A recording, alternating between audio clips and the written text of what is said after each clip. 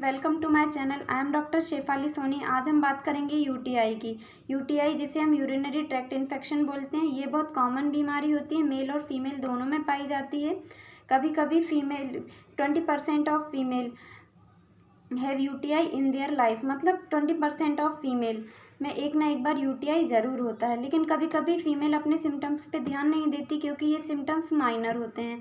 तो ये बाद में जब बैक्टीरिया लंबे समय तक यूरिनरी ट्रैक्ट में ग्रो करता है तो बाद में ये पाइलोनेफ्राइटिस कॉज करता है। अब हम देखते हैं प्रीविलेंस, मतलब ये फीमेल और मेल में इसके क्या रेशियो हैं। तो at the age of 11 years, मतलब 11 ईयर्स तक मेल और बॉय और गर्ल में इसका रेशियो है 1:3, और at the age of 55 years ये रेशियो सेम हो जाता है। अब हम देखते हैं कि एसिम्प्टोमेटिक बैक्टीरिया होने के 10% तक चांसेस बढ़ जाते हैं जब फीमेल में प्रेगनेंसी होती है। तो अब देखते हैं कि क्यों फीमेल में ये ज़्यादा होता है मेल के कंपैरिजन में। तो फीमेल में ये इसलिए होता है क्योंकि फीमेल का जो यूरेथ्रा है शॉर्ट होता है, और जो close proximity of external urethral meatus to the vulva and lower 1/3, तो जो एक्सटर्नल यूरेथ्रल मीटस है उसकी वल्वा से दूरी कम होती है, जिसके कारण बैक्टीरिया बहुत जल्दी ग्रो कर जाते हैं और कॉलोनी को ग्रो कर लेते हैं। अब हम देखते हैं सेक्सुअल इंटरकोर्स और कैथेटराइजेशन। जब कैथेटराइजेशन में एसेप्टिक प्रिकॉशंस नहीं लिए जाते हैं तो उसके कारण भी यूटीआई हो सकता है। अब एग्रावेटिंग फैक्टर भी होते हैं कुछ प्रेगनेंसी में, जिनके कारण भी प्रेगनेंसी में यूटीआई होने के चांसेस बढ़ जाते हैं। अब हम देखते हैं ऑर्गेनिज्म, कौन कौन से ऑर्गेनिज्म इसके लिए रिस्पॉन्सिबल होते हैं। तो ई कोलाई 80 to 90% केसेस के लिए रिस्पॉन्सिबल होता है।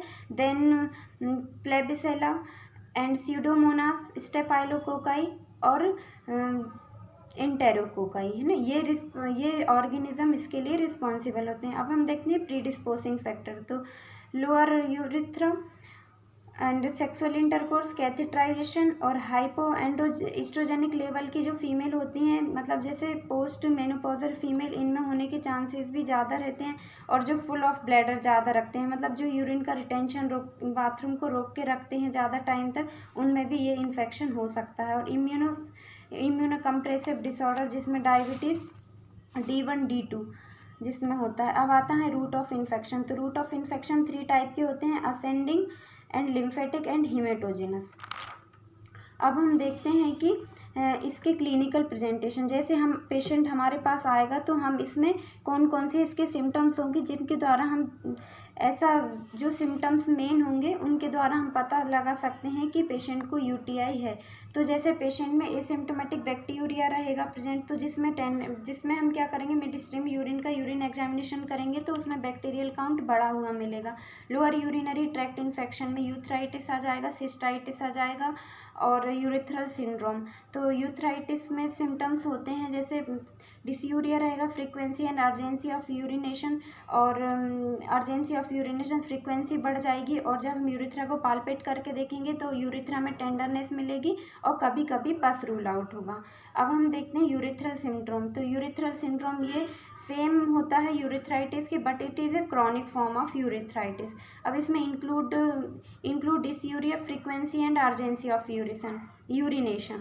अब आता है सिस्टाइटिस। तो most common form of cystitis, pen during micturition, urgency and frequency of micturition इसमें भी बढ़ी हुई मिलेगी।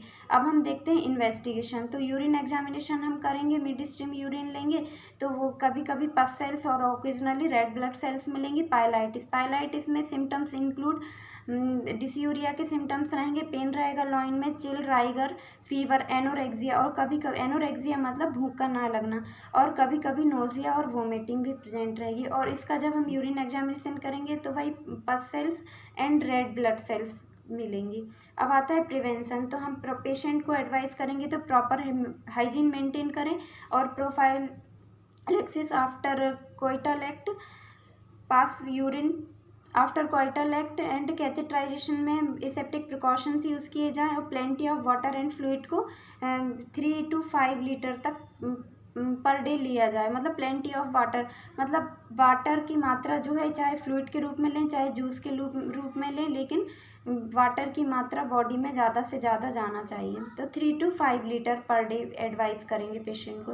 और HRT hormone replacement therapy post menopausal female में। और मैनेजमेंट इसके लिए हम पेशेंट में जो ऑर्गेनिज्म है उसको आइसोलेट करेंगे और फिर उसके बाद री इन्फेक्शन को रोकेंगे और ऐसा इफेक्टिव ड्रग देंगे और उसका उसी हिसाब से डोज देंगे जिससे कि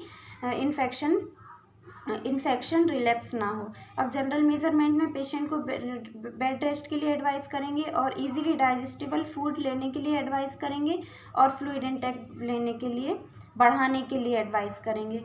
अब आते हैं एंटी माइक्रोबियल एजेंट में एंटीबैक्टीरियल थेरेपी देंगे अकॉर्डिंग टू एलोपैथी, तो जो 7 to 10% की 7 to 10 डेज की होती है। अब आता है होम्योपैथिक मैनेजमेंट। होम्योपैथिक मैनेजमेंट में कई प्रकार की होम्योपैथिक मेडिसिन आती हैं जिनके द्वारा हम यूटीआई को कम्प्लीटली क्योर कर सकते हैं।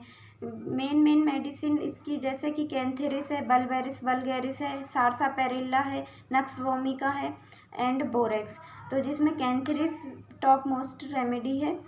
इसमें बर्ग पेन होता है आफ्टर एंड बिफोर यूरिनेशन और स्ट्रॉन्ग अर्जिंग होती है यूरिनेशन की और पेन होता है।